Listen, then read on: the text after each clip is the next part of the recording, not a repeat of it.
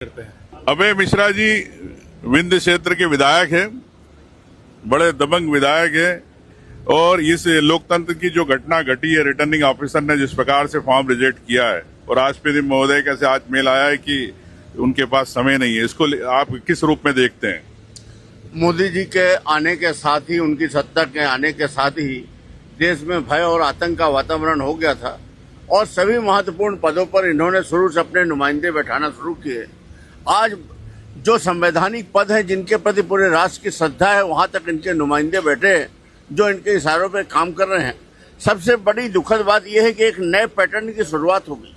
किसी भी व्यक्ति के खिलाफ कहीं एक छोटी FIR करा दो, एक आवेदन दे दो, कल जब पंचायतों के चुनाव होंगे, नगर पंचायतों के होंगे, आगे चल के विधायकों के चुनाव होंगे और वो फार्म भर के आएगा और जब जिस दिन स्क्रूटनी होगा तो कोई एक लगा दिया करेगा और उसके बाद तो लोकतंत्र खत्म ही हो गया। अब हम अभय भाई ने एक बड़ा सवाल उठाया है कि अगर इस प्रकार रिटर्निंग ऑफिसर की मनमानी होगी तो कौन पंचायत चुनाव लड़ पाएगा, कौन नगर पालिका चुनाव लड़ पाएगा, कौन विधायक चुनाव लड़ पाएगा, कौन सांसद का चुनाव लड़ पाएगा। तो इस देश के अंदर आप समझते हैं कि लोकतंत्र खत्म होने की ओर बढ़ रहा है?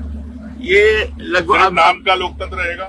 इनकी एक टीम चाइना गई हुई है, ये बहुत दिनों से प्रयास कर रहे हैं। मुझे लगता है कि अगली बार हो सकता है औपचारिकता के लिए बाद ये वोट डालें।